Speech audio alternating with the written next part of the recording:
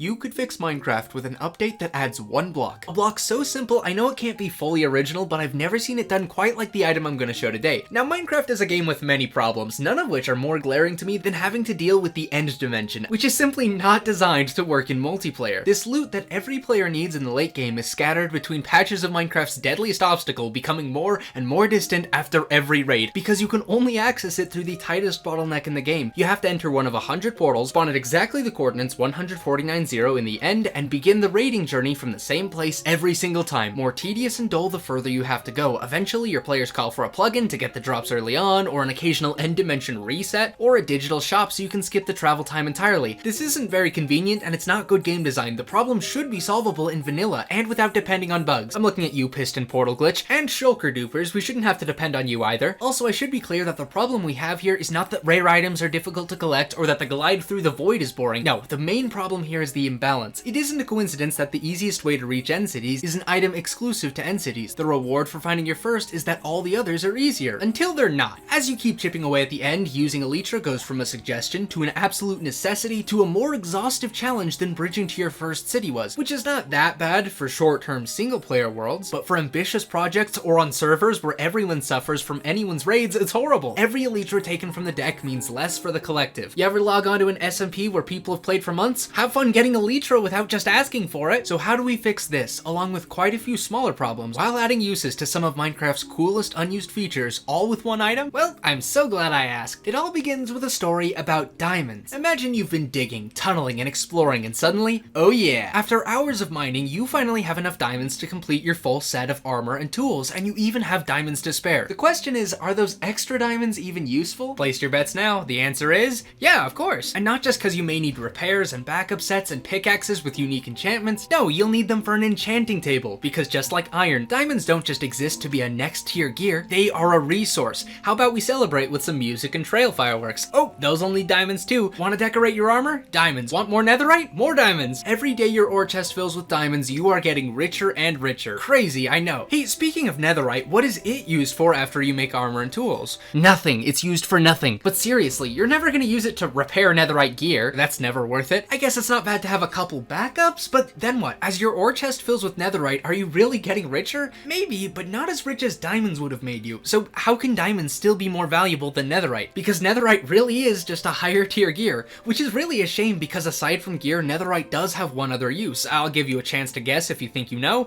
3, 2, 1, it's the lodestone. A block not only made with Minecraft's most valuable resource, but it was also designed to finally give a practical use to another cool item, the compass. Right-click the lodestone with a compass, and now it always points you home. Back in the day, I loved using lodestones to make geocaches for my friends on a few Minecraft servers, and you can get a lot of other fun out of them if you're creative, but in reality, they don't give the compasses a practical purpose because they don't have a practical purpose themselves. No one uses them for navigation. We have F3. Like I said, it's a shame. I love this block. So in order to make it more valuable, we finally have to go back to the end. Oh, look at that. Two people seem to be arguing about building an end hub. One of them really wants to build a cool palace where all the members of the server can travel to their different end farms and bases, but the other person points out that if they want to keep their palace, they'll either need to disable mob griefing, or they won't be able to summon the Ender Dragon for achievements, more gateways, Dragon's Breath, or for fun. Well, what a coincidence, because I think I can solve their problem with the block I was about to show you. So here's what we're gonna do. I'll jump through the end gateway, find a good spot, place down the lodestone, and then create the lodestone compass, which we're gonna want to hold on to. While we're here, I'll quickly collect some chorus fruit so I can smelt it, and when we get back to the main island, I'll get some obsidian. The obsidian will go in each corner of the crafting table. A popped chorus fruit will go on every edge with the lodestone compass in the center.